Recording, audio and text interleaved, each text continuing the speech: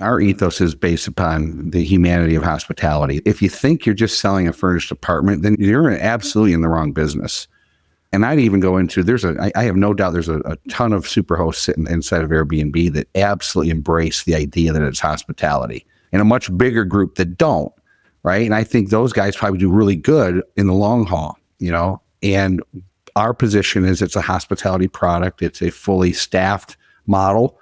We're not going to try to outthink the tech. A tech can't clean, tech can't service. It might open a door, but let's throw might on that, because that's a 50-50 half the time too. So you got to have people there to solve problems. You got to have people there to create that connection. Our tagline is everyone deserves to feel at home even when they're not.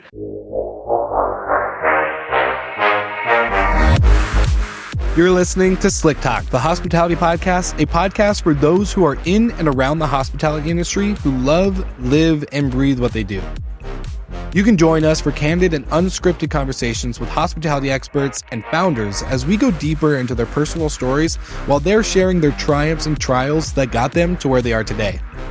I'm your host, Wil Slickers, and you're listening to an episode of Slick Talk, the hospitality podcast. Now, let's begin.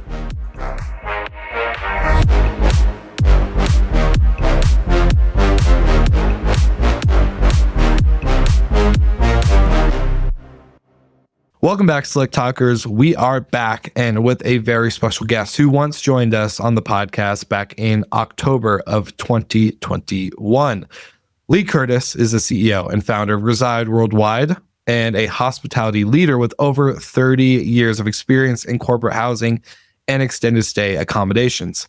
Under his leadership, Reside has partnered with Wyndham Hotels to launch Wyndham Residents, a premium extended stay brand in the U.S. This collaboration combines Reside's operational experience with Wyndham's vast distribution network and loyalty program. Focused on an owner-first approach and professional management, Reside is redefining the extended stay market by prioritizing trust, quality, and sustainable demand. With a presence in over 60 countries, Reside is positioning itself as a global leader in this sector. As you all know, we're going to talk a lot about this in the show. One of the big things is how 2021, 2022 was such a gold rush for operators to get into this space, and Lee had to watch some of the carnage happen and now picking up the pieces. So I hope you guys enjoy this conversation. Let's bring Lee on the show. Let's begin. All right, Lee, welcome back to the show. Long time no see, my friend. Well, you just told it was 3 years, right? 3 years and a month. So yeah, it's been it seems to be I'm on a 3-year cycle with most of you guys. So I don't, you forget what I said last time. You bring me back and forgive me. So it's great to be back. Thank you. And happy Thanksgiving week. Of course. Happy Thanksgiving week to you as well. For all the listeners, I'm pretty sure it's going to be past Thanksgiving when this comes out, but we wish you happy holidays as well. Lee, let's jump in. You guys have had quite, after the 3 years and 1 month absence from the show, pretty fun, exciting things. So let's talk about this Wyndham and Reside partnership. What's attractive about this deal for you guys when going in with a brand like Wyndham? Yeah, so I mean, it's funny. I mean, they say 3 years and 1 month. I mean, the Wyndham deal, if you want to call it that, it's probably been incubating for almost that entire time. Kind of was born out of the original partnership we did with Wyndham in our 2 buildings that we've already managed. We have a beautiful building, Beekman Tower in New York City, and then Broadway Plaza in Rochester, Minnesota. And we moved those, and they operate in this furnished apartment, marketplace.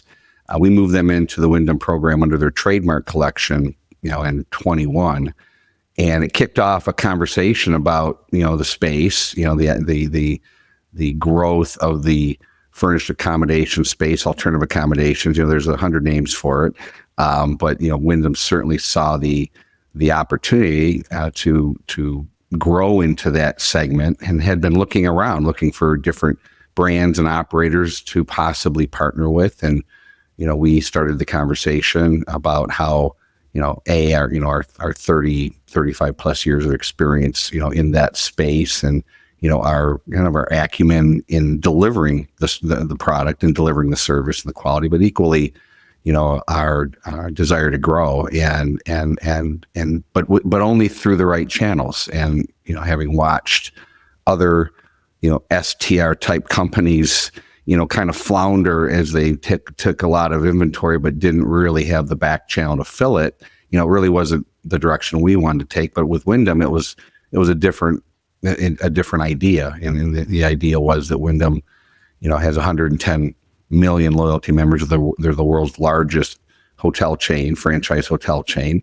They're obviously pretty dominant here in the U.S. And they have a big desire to capture the right market share in this furnished accommodation space. So we started the conversations, thought through the processes, thought how the two brands would work together, how we name it, the procedures, the standards. And it took a while to get there, frankly. They're a huge company, but we wanted to get it right. So we finally, formally signed at the end of last year and really started the process to grow into this furnished accommodation space this year. So it's been a great journey so far. We've had a lot of interest early days. So before we made the formal announcement last month, we've been doing some pre-work as we started onboarding a few buildings and have had a tremendous amount of groundswell since, as we've kind of picked up development steam and have started to have multiple conversations around the country with this program. I love it. So let's talk about that landscape in 2021, because you and I talked about this. All the listeners know I do a pre-chat with every guest, and we talked about the landscape of operators during that time, right? It was kind of a gold rush, 2021, a little bit of 2022. Lots of funding came in, lots of brands going into this multifamily. You had Stay Alfreds, the Domios, the Lyrics, the Front Desks, all of who are no longer here anymore, and it's unfortunate. You're kind of walking through a graveyard right now, but yeah. But you guys have been doing it for so long, so obviously you've been able to see this play out over time, not just during this gold rush. So kind of tell me, going through that landscape, partnering up with Wyndham during this kind of beginning phase of a lot of new money and new brands, a lot of venture capital coming into the space. And Michael Golden, one of my good friends and co-host of another show, talks about, we realized, like, I think through this period of last 4 years, just because there was unit growth doesn't mean there's actually revenue growth, as you see with Sonder, Vacasa, and all these other companies too. So yeah, kind of give me your perspective during that time. All right, Slick Talkers, just as you know, this episode is brought to you by our amazing friends at Send Squared. If you are a hospitality business, entrepreneur, operator, etc., it doesn't matter what sector of the industry you're in, from hotels to short-term rentals to even being your own technology provider, or even like me, a media company, you can use Send Squared. Send Squared is a robust platform for email marketing, text marketing, calling, you name it, and it combines your CRM to make sure that you can manage your brand or multiple brands. I've been running my business, Hospitality FM, without a CRM the entire time. Even when I started Slick Talk in 2018, I still have not had a CRM until working with Send Squared, where we signed a deal to make sure that I'm using it just as much as anybody else that they have signed up with. And I'm not going to lie, it's kind of crazy. I can't believe I didn't figure this out sooner. Jesse, our marketing and SEO consultant, is very happy that we've moved on to this. And so shout out to Send Squared for making our life simpler. If they could do it for us, I know they could do it for you. So grab the link in the show notes, connect with Send Squared. If you don't know who they are already, the amazing team behind the scenes, Nick, Roy, Christy, everybody there is just so awesome. So give them a quick shout out and hello from me to you, or from you to me, from somebody to somebody. You know what to do. Slick Talkers, grab the Send Squared link in the show notes. And of course, like always, we are back to the episode. Yeah, I mean, and you're right. I mean, I have been doing this for 30 plus years. We've seen the product, thrive in most other parts of the world, Europe, Asia, the product itself is called a lot of things, from a apart hotel to executive residence to service departments. It's got a wide path of names. It's never made it here. Probably, I think because, here we've had a much more, I think, predictable and somewhat opportunistic growth in extended stay hotels. Extended stay hotels, starting with Residence Inn and all their ilk since then, kind of fill this space a little bit. And for many years, I think that's how it kind of didn't really make it here. But I think, it's hard to ever have these conversations without saying Airbnb, because you have to, right? Because without Airbnb, I don't necessarily know if there's enough magnetism to this space, right? To get people interested. And, frankly, I'm sure, if you look at, and I've seen plenty of the decks of the VC guys, it's all pegged around the Airbnb orbit, right? Yeah. We just want no one else was able to become a verb like Airbnb was. Yeah. So we want to have they want to just get a piece of the pie, and they do some, the normal VC math about exponential growth against, a mean, and, here's how we'll make our millions or billions. And they're right and wrong, right? I think they were right to the extent that the buying public, the consumer, certainly has made a pivot toward something that is not a hotel, right? And I think you have a couple different, reasons why. If you take a look at all the chains, all the brands, I mean, there's, you have to start breaking them into pieces, but there's a lot of old stock out there. And I think people are, not as thrilled to pay, more money for less quality. And now the idea that was certainly, exacerbated during COVID is that, now I know there's something better and something different, and I want to use it, which is where I think those early guys all benefited, right? Is there was a movement toward these products in certain markets, and they all did something. Like, that's the thing. It wasn't binary. It wasn't like it didn't work. It just didn't work enough. And those early models were all kind of pegged off of, honestly, the old corporate housing model of lease arbitrages. So they were taking tremendous, lease obligations over time, and then having, as an arbitrage, then having to fill them. And, when they're full, and the model looks great on paper. I mean, I can assure you of that. I mean, there's no way it doesn't work to the benefit of the operator if you're hitting 85% occupancy at predicted RevPAR, predicted ADRs. It just flows beautifully. Problem is, if you're only relying on Airbnb and OTAs to drive your revenues, you're not going to get to 85% occupancy with any sustainability. There's not enough back pressure, right? You're competing against too many things, and you're not a brand. So you're just kind of living off the froth of the idea of extended, of short-term rental, frankly. So I think, all those guys were right up to the point they were wrong. And that was, they couldn't get that last couple turns, that last 15, 20% of occupancy. That's the difference between making it or not making it. And frankly, it was very much akin to what you saw with WeWork, and it was all happening at the same time.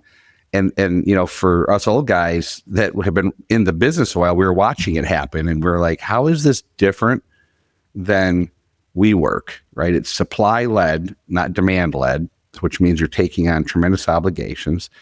And then I would double down on it, Will, by saying they all, for the most part, represented themselves as a better operating model because they had cracked the code with technology in their minds, and they could run these buildings with less people and drive better profits. So they were taking people out of the equation.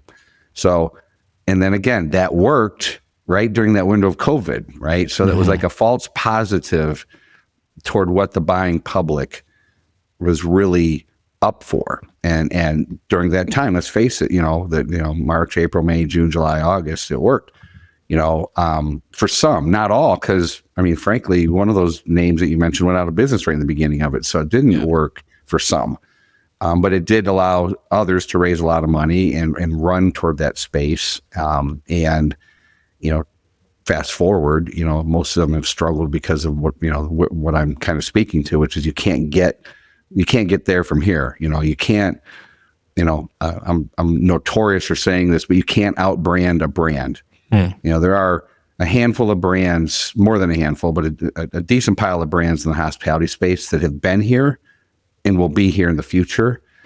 You can't, I just don't think it's possible to come in as a private label and try to insert yourself in that ecosystem without and I mean serious funding to create the SEO and the brand awareness to take 50 years of branding out of the equation, against a Wyndham, against any of the other brands. So we watched it with curiosity. We we try to be thoughtful about learning from what's happening around us, but we in the back of our heads, like, I just don't see it, and I don't. So, which is why you've seen a pivot even in this space to away from these leases and moving more toward a traditional HMA, a traditional hospitality management agreement, where it's a fee managed system, and it behaves. The product is different, but the process behaves in the same vein as you'd expect to see with any other kind of hotel management program. Yeah, and I was going to say, I don't know, it's very interesting because it leaves such an open door for conversation around. I love what you said in the sense of, you can't compete with a brand, you can't outbrand a brand, right? And so it's not even the hotel brand. So I look at the Expedia, Booking.com, OTA marketing spending budgets every year, right? They're spending $16 to $18 billion just on marketing, right? SEO. All that stuff that we can't compete with as an operator. So it's also coming into play, like, yes, you could take people out of the picture, add technology, but you're still competing against billions of dollars spent against you in terms of OTAs, the brands themselves, etc. So that makes sense on the Wyndham. Is kind of why the Wyndham deal mostly approaches kind of like, you guys. Well, they're a brand. They have a distinct white space in their brand stack. If you look at all the different brands they represent, right in that upper scale zone is an area they've been putting a lot of emphasis on growing into. They have nothing in the upscale extended stay space. Like for us, as we kind of evaluated the marketplace, we didn't want to be in a competitive brand stack with other equal brands that might be confused with us, right? Yeah. So with Wyndham, it's a clean space. We're not, as I like to say, we don't have to go to a Wyndham brand conference and apologize to anybody because we cannibalize something in their market. It's a very distinct product. It's got, it's pretty pliable. It's a soft brand. One of the things I'd point out is, Reside of Wyndham Residents is a soft brand, which means we're able to more or less reverse engineer our way into almost any qualifying product. And a qualifying product would be, a one, studio 1, 2, 3 bedroom, multifamily product with the appropriate amenities, the basic amenities plus. So we can, there's a ground floor and amenities like, gyms and business center and some meeting space and obviously kitchens and washers and dryers. I mean, there's an entire checklist of, basic infrastructure that needs to be present in the building. But it then can go all the way to the extreme. And if you've been to any of the mega projects that have opened up in the last couple of years, there's some extreme examples of amenities out there that, that are nice to have, but all of them work in our ecosystem. We can, we're not going to come in and demand changes to colors and palettes and floor coverings unless, of course, they don't meet the quality standards. I mean, for the most part, anything we do in a property will be based upon quality, life safety.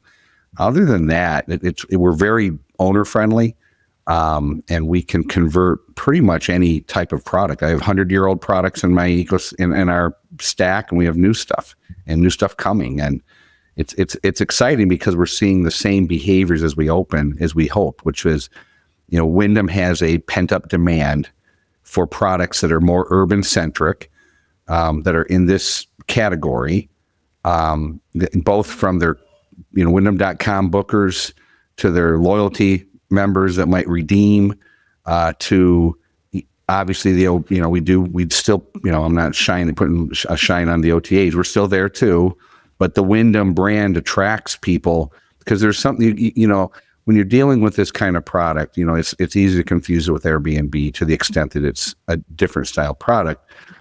So why would people come here versus renting an apartment from Wil in Portland, right? It's going to come because the products might look similar, maybe, but more than anything, they're going to get comfort with the brand, right? They're going to have peace of mind.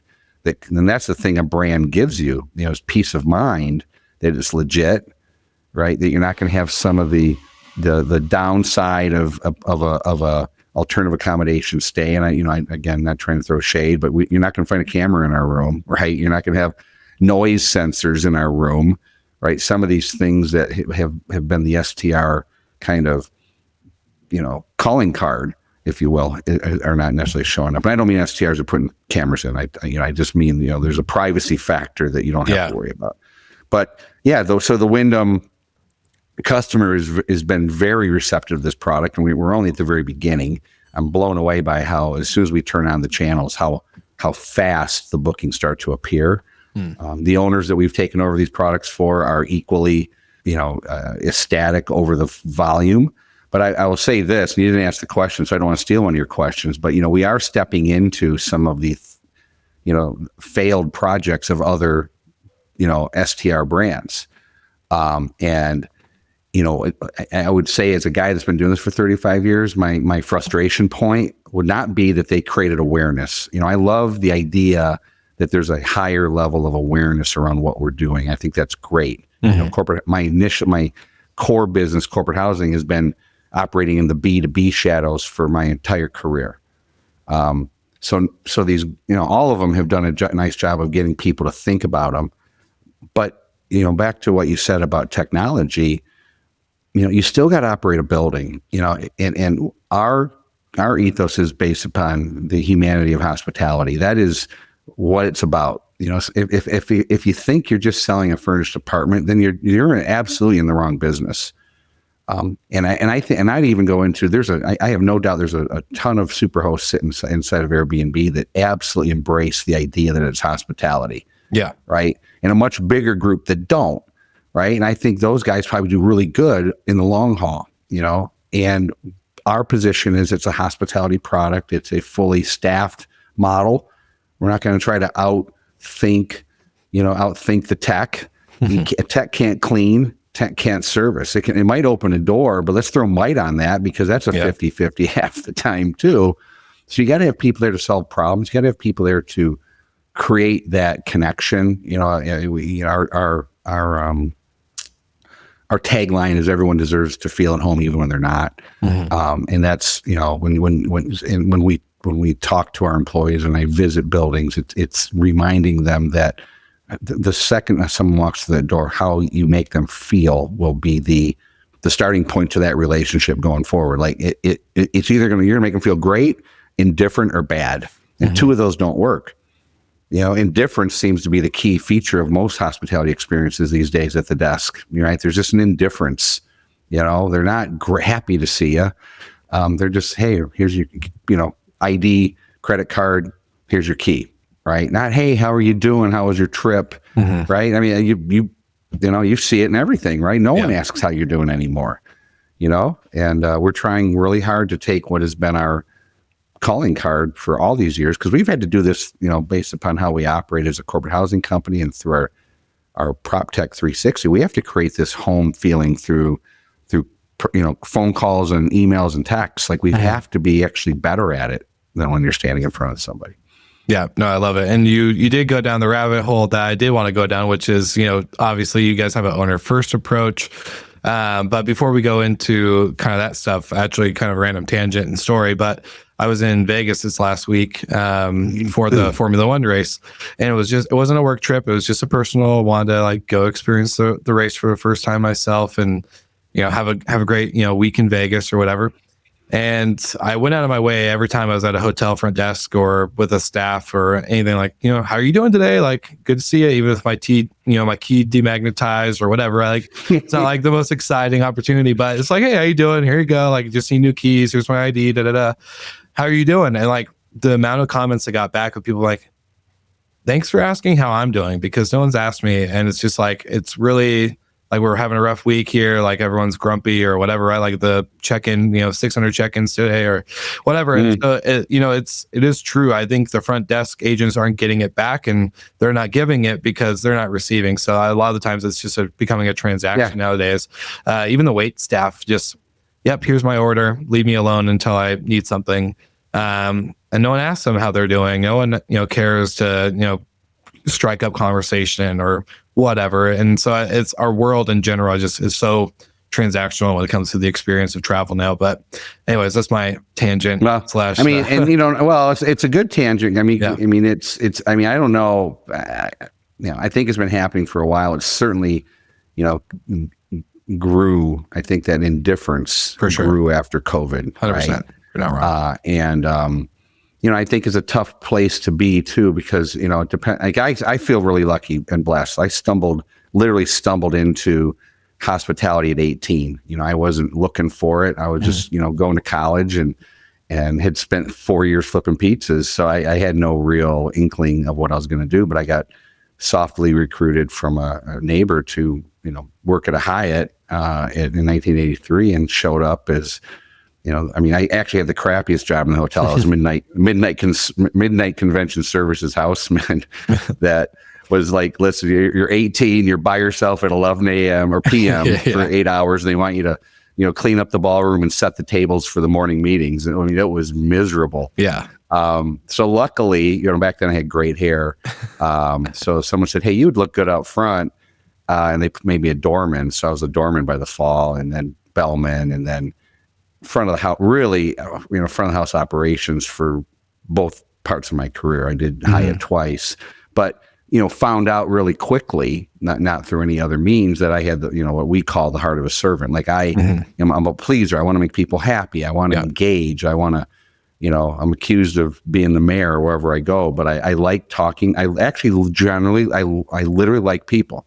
I like people, and I like their stories. And, and I think those are the people we try to recruit, because a lot of them interview with me, and I tell these stories, and it's like, I just want you to enjoy, like, there's an energy that comes from taking care of people. If you're not of that cut, it's a tough job. And I can tell you, a lot of these people should not be in the positions they're in, and they should find something that makes them happy, because they're not happy at the desk. And but we can be part of that too, to your point. 100%. Right? Like we owe it back to the people in the universe to be nice and pay it forward to maybe get it back through other means, right? Yeah. And there's not, like, I get it, right? Your car demagnetizes, your whatever wasn't set up right, this and that. Like, there's no need to just start, snipping and yepping and being, kind of a complainer.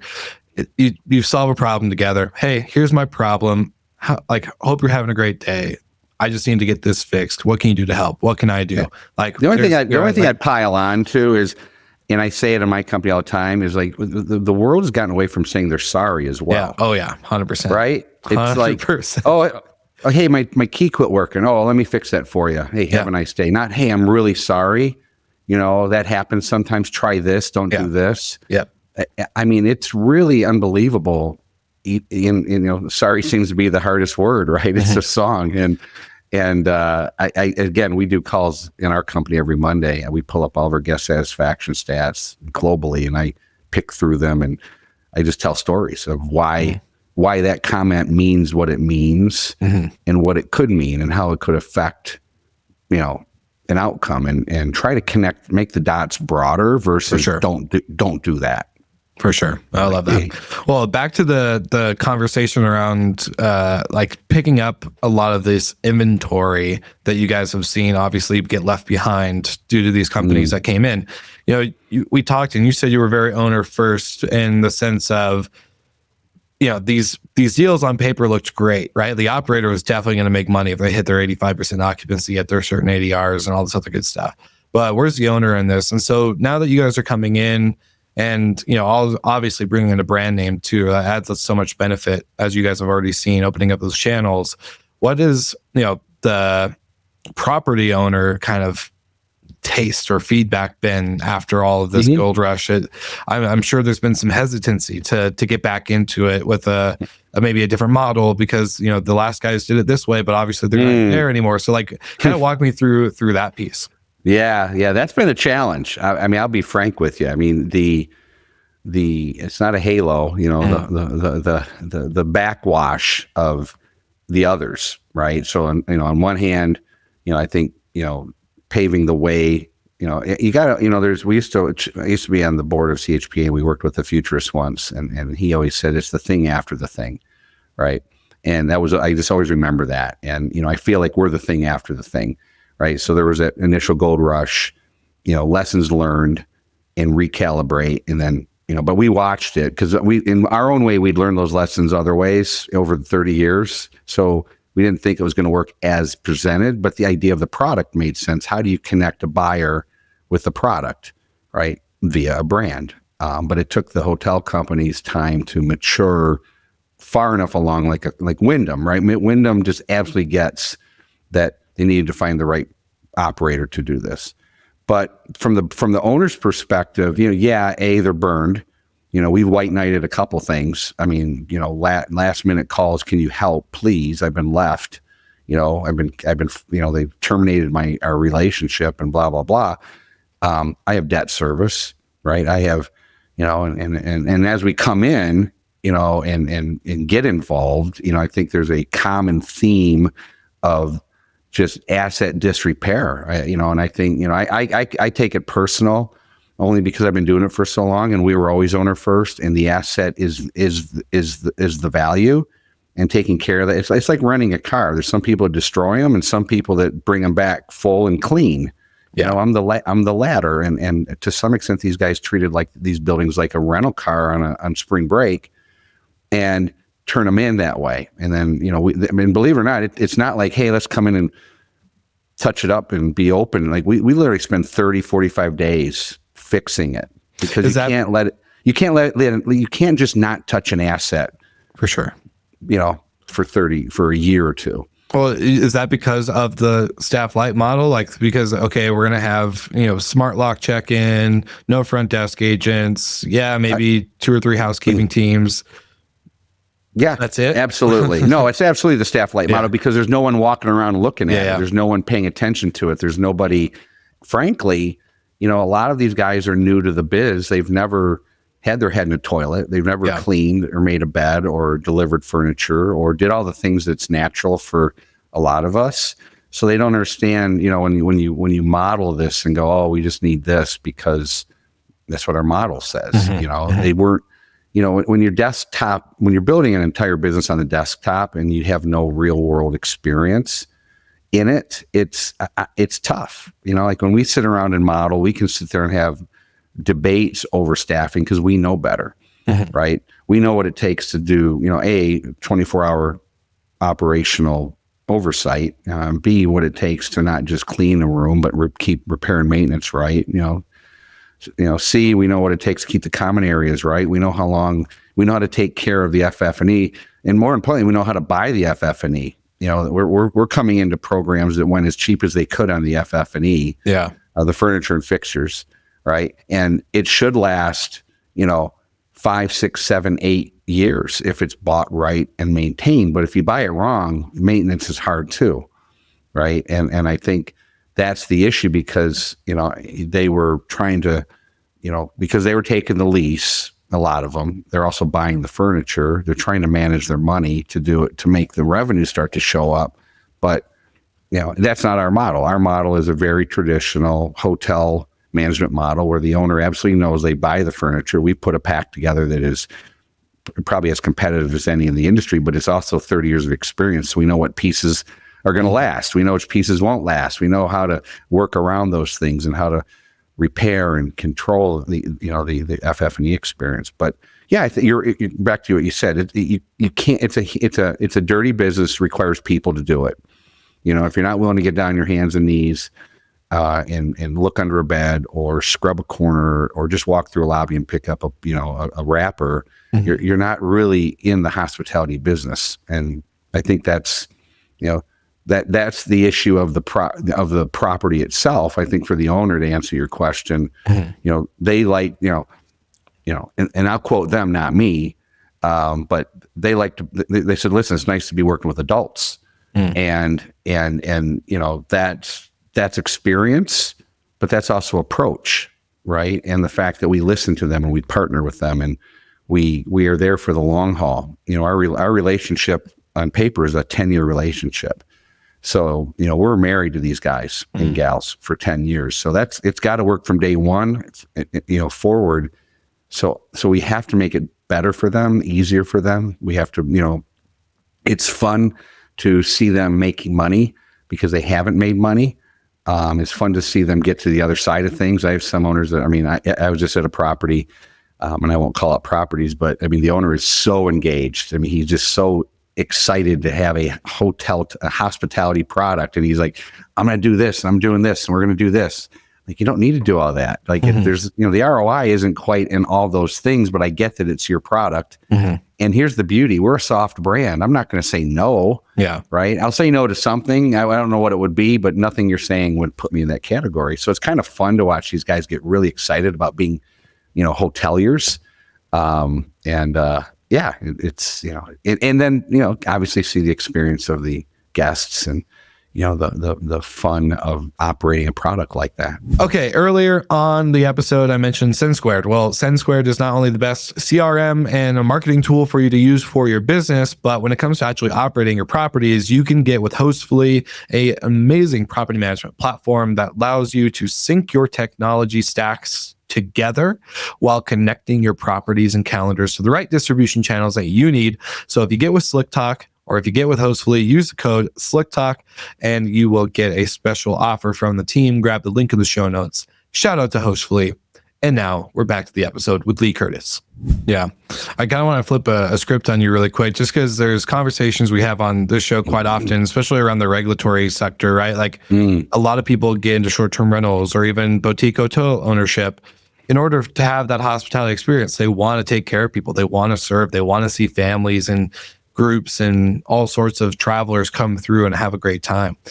But then, of course, a regulation in that neighborhood or that city comes into place and puts a ban, or like New York's a great example, right? And so you have that, and then now they're becoming advocates and regulators more than they are hospitality entrepreneurs and operators, right? So they're trying to like get involved in governments and like having to be so active in that area that they lose sight of being in the hospitality business. And another conversation, it's the opposite side. People get into hospitality. They get over inundated with tech. Now they're running a tech company, not a hospitality business, because there's so many pieces of technology they have to learn that they don't really know or understand in order to keep up with today's operational, I think, mandate. And then my last one, I promise, I kind of want to get your opinion on, is the ones that, want to get in that hybrid. They want to get in the middle where it's like, yes, I'm taking care of people. We have great tech. We have great operations. We're building a great business model. People are having great moments in this hotel or whatever property. But it is very, very taxing on the human body, human capital, whatever type of term that you want to use. And the little stuff. It's like, man, I got into this business to take care of people, not to be a maintenance person and a garbage man and a housekeeper and like all this stuff. So is there a perfect middle for like hospitality people to take care and have hospitality, but not to feel like they're going one extreme of these different sectors? Yeah. I mean, I think if you're an experienced operator, you can find the middle. I think it depends on where you came from, and where you came from is a lot of times where you end, right? If you're a Silicon Valley group, you can't possibly put out an offering without leveraging the technology as the answer. And, you'll go through some of those. I've seen them. I've seen most of these guys' decks at some point or another. And there's not even a design-led, tech-enabled product. How many times have you heard that? Or tech-forward, design-led. Yeah. And where's the people in there, right? So I think, if you come from there, I think you're handicapped to start with, because you don't understand that there's a humanity to it, which is how you behave, but there's a sweat quotient to it, which is how you work. And I do think you can find the middle ground. Like, I've been very cautious about over-teching our experience, because people don't. I mean, listen, I feel like I'm a pretty tech savvy guy. Well, you guys, when you were on the show the first time, we talked about your prop tech business. And it's a strong business, and it's growing, and it's done great. 360 continues to lead the way, in its approach. We obviously have to navigate the different ways people operate around the world to deliver the experience, but it's tech enabled. We talk about it all the time, and I can say it on both sides of the house. It's a curated experience, so there's people there making sure things are going right. I think so. I try really hard not to let the tech take over the experience. I think there's no avoiding some things, like this whole, movement toward RFID and phones and all that stuff. Like, I personally don't like it. I rarely see it work. You're constantly fighting it when you go to check into a hotel. It's like, oh, pre-check in and don't come to the desk. And I end up at the desk, right? I don't understand that, right? And I don't think it's necessary. But it's being pushed by, I suspect, the money behind these brands and not just, and I mean the big hotel brands too. There's like someone's 100%. Told them that this is the future, but the backup is come to the desk. So, and probably it works at some point, but it does take the hospitality out of it. And I suspect at the upper edge of hospitality experiences, like when you look at some of the stuff your other show that Sarah does, right? And she goes around the world and goes to these really, really nice places. I don't know how you don't have that gig. Well, you got to switch the gig up a little bit because she's got the better part of the gig, I think. Yeah, 100%. She does. 1,000%. Yeah, 1,000%. Dang. I have to do all these work trips, so I don't get to film and have fun with them. I just have to work. But when you go to those places, like you go to a nice, and I'm jumping around, so I apologize. But you go to a nice place in the Bahamas and check in, right? They bring you to a desk and sit you down and check you in. Yeah. I would hope that's there 100 years from now. I really do. That we haven't gotten so sterile with our experience that we don't take the totality of the experience and experience it. Like, you don't want to be in a Starship Enterprise and say, I want a filet mignon and just have it show up. You'd like I'm going to open a bottle for you. And right. And I hope, I don't know, I'm old, so who knows what really will happen. But I think then I'm glad you brought up regulatory, because I think, for us, because it's one of the questions you didn't ask, but it's part of it. It's like, well, what's happening? How do you feel about regulations in your product? And I think it's harder if you're a fragmented kind of alternative accommodation STR player to navigate that, because they're actually that is what they're gunning for sure. Right? They're either gunning for you if they think you're taking affordable stock out of a marketplace, and that is, your 5 or 6 major, urban markets. They all have, short-term regulations, whether it's Seattle, New York, Chicago, DC, LA, keep going on the list. It's all your usual suspects. The good news is if you're focused on moving into that space, as we are and some others, there's not workarounds, but there's a path. There's a path. You just got to get into that path. You either get in that path during entitlements, you get in that path post-entitlement.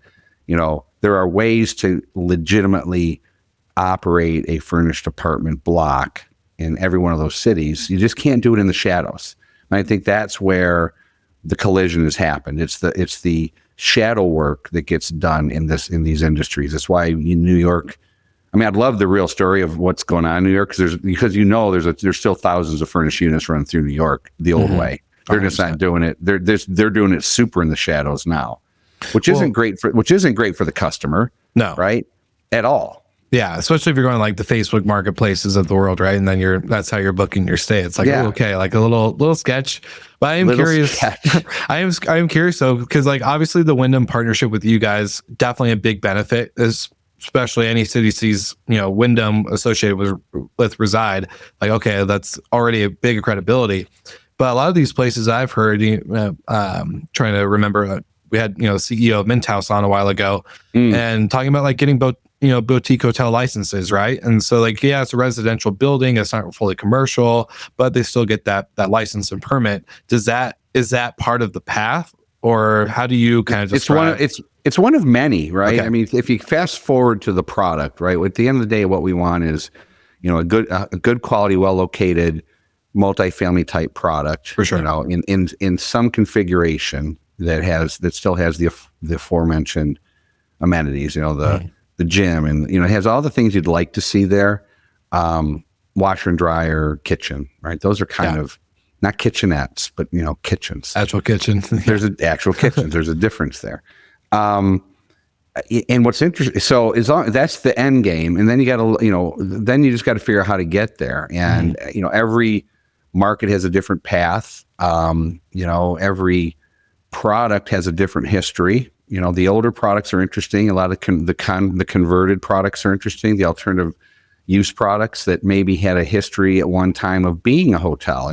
Like can take a major city like New York or Chicago, and the original business of that building was a hotel, and then someone bought it, 50 years ago and put apartments in it, but you can get back to it. So sometimes it's about doing the work to get back to its original, state.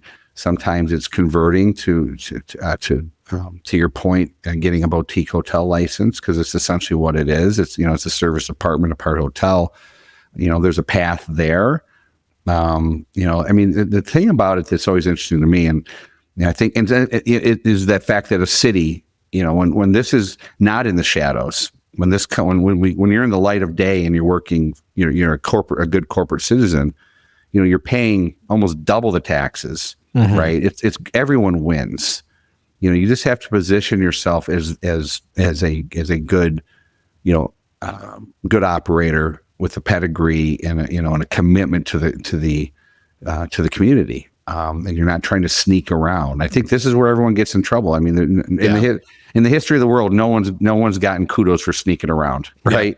Yeah. so and unfortunately, that's what they've the municipalities, and not only them, sometimes just the lease itself. You take a major player.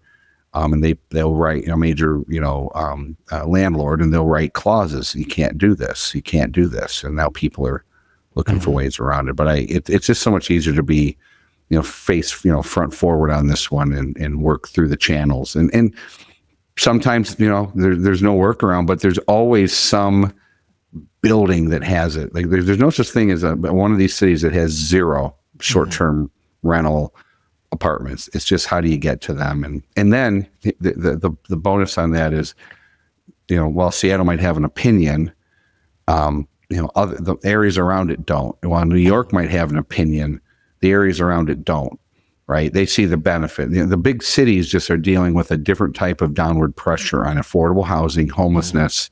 And this is an easy one to get people twisted up on. Oh, yeah. And confused on. Yep. Very confused, especially because cities don't expand. They're not increasing. The city planners aren't increasing their footprint, and so they're wondering why. Anyways, I'm not going to go down that rabbit hole. But that's a whole. Yeah, we've talked about it on the show, and it's the in my opinion, I think the most battles of regulatory issues around affordable housing get lost due to the fact that some cities in over 60 years haven't even thought about increasing or changing their footprint in general. So, but Lee, one of the questions I did want to ask you around this is like the topic of loyalty has become really popular in our industry, as we've seen Marriott Bonvoy hit the biggest membership loyalty program, plus how much their Homes and Villas OTA or channel is being used for point redemption specifically.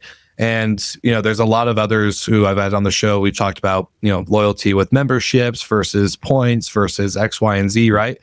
And so taking a brand like, Reside, and now in partnership with Wyndham Residences, and kind of building out this whole soft brand that you guys are doing, where does this take you guys globally? And how does loyalty play an effect on that? Because obviously I can see you have the experience, like you said earlier, the adults are in the room now in these buildings that are, were left high and dry or maybe just low return. But loyalty is pretty important, I think, for everybody, right? Like you still want your brand to be there. And I just want to know how you kind of see loyalty in our industry right now. Where is this going? Obviously, a lot of credit card companies are getting into loyalty. You have Capital One and Amex and even Chase Bank coming out with some, short-term rental type ability to book and use points and all this stuff. So we'll have to know your perspective on how this plays in, and kind of your guys' partnership with Wyndham too. Yeah, I mean, Wyndham, I think, is behind Marriott, but slightly, 110 million growing. Matter of fact, we started working with Wyndham a couple of years ago. They were at like 100 they're like 98 million. I mean, they've had a huge growth curve in their loyalty membership, and it continues to grow. And so right off the bat, we're affiliated. We're an earning source and a redemption source. So we're part of the ecosystem. So we are now, part and parcel part of the Wyndham loyalty reward system. So our products get both sides of it. So we think it's important. It certainly creates stickiness, with that Wyndham traveler. Wyndham.com, is obviously the goal when you have a loyalty program, not unlike the other brands. So, so for us, it's a win-win. When you talk about global loyalty, while this initiative or this initial movement with these residents is here in the U.S., I can assure you we're having conversations already with others in other parts of the world. And that's not a big stretch for us because it's, I'm not going to marginalize the complexities of international business. But if you think again, like I think at the end of it's a furnished apartment, right? So how do you get, what path gets you to it?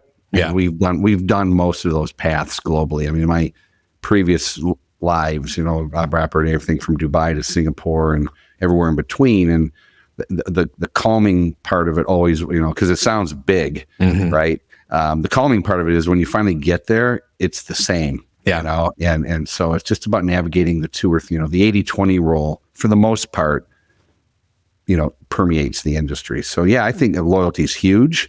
I don't have a plan to launch a Reside credit card yet, but and you bring up an interesting point because obviously with Reside and Wyndham partnered, both of us are taking taking not a gamble, an educated, risk.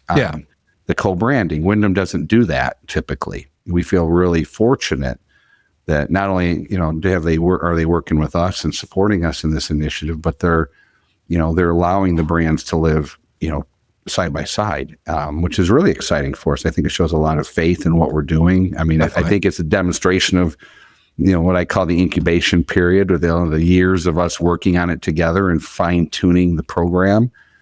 Doing a few test balloons on it before we launched, and getting it right, and then having their kind of omnipresent support. We have direct access to the top of their company because the thing that's interesting about a soft brand like ours moving into the residential space, and it's obvious, it's not a hotel. Every one of them is different. It's like it's a fingerprint. Yeah. And you have to kind of navigate the nuances of each one of them because they're not boxes, and I think where some of the other brands that are getting into us are going to stumble. When I say brands, I mean the hotel brands, is they're going to overbrand it. And I think this is a product that if you really want to resonate with the buyer, to me, the buyer has spoken. And the reason I say that is Airbnb exists, right? Airbnb would not exist if the buyer didn't have an issue. And now it's, the biggest hospitality brand in the world. So so you have to think about, well, what are they looking for? Well, it's not the tech, right? It's the experience. It's, it's having access to something that isn't like everything else. So I love it. Well, I have two kind of rapid fire questions for you. Not really like rapid. You don't have to say it in less than 30 seconds or anything, but it's kind of some fun ones to end because I think we kind of did this in our last episode. And so I would love to know, what is one of your favorite cities to travel to for business or leisure? It doesn't have to be one or the other. It's easy. Everyone's always like, really? But I love Chicago, man. I love Chicago. I spent a lot of time there over the years. I'm getting goosebumps just talking about it because I just don't think there's anything cooler than a Cubby game in the summer. I'm a Detroit Lions guy. I'm from Michigan. I'm a Detroit guy. I'm not going to say Detroit, guys, but Chicago, man. I mean, in the summer, it's awesome. The best waterfront there is in terms of the Midwest. And yeah, it's hands down Chicago. All right, good to know. I'm going to check out Chicago in the summer. Let me know. Yeah. What is one of your what is one hospitality trend you think is overhyped at the moment? Overhyped? Yeah. I mean, I just think we just kind of hit on it, so I'm going to repeat myself. I just think this whole checking in on your phone thing, and communicating via the phone is, to me, it's overhyped. Again, it's hospitality. You should be able to go talk to people. And, one of the things I find interesting and has happened to me as I travel is you roll into a hotel, at midnight and you didn't have a reservation. For some reason, maybe the flight was delayed or whatever. You roll into a hotel, go to the front desk, and you say, "I want to check. I'd like a room. Do you have availability?" Mm-hmm. And they're like, "You need to go, use the app." Mm-hmm. They won't even take the reservation at the desk, and I mean major brands. Yeah, major brands. So it's almost like they despise what is going on. Yeah, they like despise you making a reservation with them. No. It's like, what? Yeah, I was on a trip at a conference a couple weeks ago, and I got there first, and it's happened before. Because when you do your reservations this mm-hmm. way, you don't get to put two people on the reservation. Oh. So I'm like, oh crap! My wife's coming. I'm not in the building. I got to get her name on the reservation. I mean, I had to step out of a meeting, an investment meeting, for 30 minutes while I went through a call tree and got a supervisor to put her name on the reservation so she could check in. Yeah, as she's standing at the desk. Yeah, it's wild. I mean, what is happening? So you and I are in the same boat on that one. When I was in Vegas, at 7:30 in the morning called the front desk, and I had to go through multiple different number dial trees just to get to a offshore phone person who then called the supervisor to then give me permission to check out an hour later. It was so weird. It's like, it's 7:30. It's 7:30 in the morning. How is there no one at the desk when you're not even talking? Yeah, you're not even talking to the desk. No, it's not the desk. I'm like, how? I press 0 or I press the front desk button and it goes. It's wild. So I got into the loop, and somewhere I got a supervisor. There's so much going on that day. I forget. They gave me a secret word to say that triggered something. What? Yeah, and I can't remember what it was, but it was a word, and then it pushed me to some other place, and then I was able to solve my problem. That's insane. Here's the secret passcode to go solve your own problem. Simon Says. Yeah, I don't know. That's wild. All right, my last question for you is: what's the best advice you received in your career? I think I know the answer based on the theme of this conversation, but I want to hear from you. Well, I'll tell you, it's all tied to the same thing. So I would say one of the coolest things that happened to me early on as a very, very young bell captain, like way ahead of schedule. I was a bell captain when I was like 19 and a half. And that, if you know anything about the world of Hyatt, that doesn't happen, right? That tells you how good my hair was. So I was a bell captain. And sat in my very first meeting with the general manager, with other department heads. I was somehow a department head too, go figure. Mm-hmm. And he was a Cornell grad, and this is when Hyatt used to hire these freaking hot shots. They probably still do, but I mean, these guys came out of like Swiss schools and Cornell. And he gave all of us Dale Carnegie's How to Influence and Influence People as a book. And so the advice would have been read the book, but the imprint left on my psyche, my soul has never gone away. Authenticity, humanity, kindness, mostly just about being yourself, but knowing how it affects others. And, I've tried very hard in my career to run a company like that and to be that person, right? I like to think that if you met me, face to face, or if anyone did off this podcast, they go, "Oh, he's just like that." I mean, I'm just this guy. I don't have a third gear. So, but yeah, that's the best advice. And then I've since then paid that forward. So I buy these books for people and give them to my company. And, I'm always just fascinated by the simplicity of that book. And I think it's timeless. So I got to meet you at I think Las Vegas. Verma. Yeah. And I was like, heck, he's the same guy that I had on the show. It wasn't like they're like, oh, this podcaster guy wants to say hi. Great. Yeah, he's gonna. You too. You too, though. I mean, and I think that's a tribute to you, and likely why your show is so successful, and your family of shows is successful. Is you're authentic, and I think if you're in this. Listen, if you've got the word hospitality in your microphone, you can't hide from it. You can't 100%. Be something else. So I think it's They usually say don't meet your heroes, but I think it's in this industry. So I think that's just sport. I think that's just sports heroes. Yeah, exactly. I got to meet Bruce Butler, the announcer for the MMA, during the Vegas F1. Not a guy you want to meet in person. Way overhyped. Who did my dad meet that he was really disappointed? He stood in line to meet the old man from remember Orange County Choppers. Oh, remember yes. the guys? Oh, remember yes. the guys that made my dad made me watch that with him all the time. Yeah. So my dad, we all watched it because it was cool yeah. back in the day. And then my dad stood in line to meet him, and he goes, "God, what a supreme disappointment." I won't use the words he used, but supreme disappointment. Supreme disappointment. So accurate. So accurate. Oh my gosh. Well, Lee, thank you so much again for taking the time to join me on the show.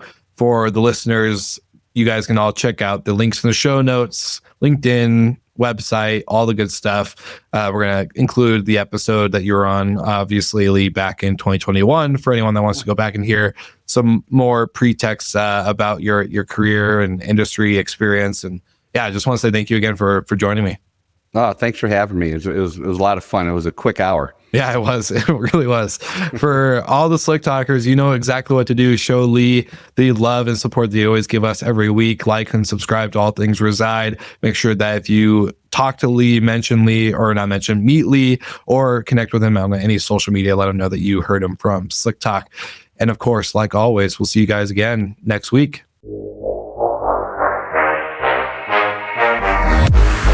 Thank you so much for listening, and thank you to our show partners for making Slick Talk, the hospitality podcast, possible. We hope you enjoyed the show, and we would love to connect with you outside of the podcast. So you can follow us on all of our social media channels for daily hospitality content, or find us on slicktalkthepodcast.com.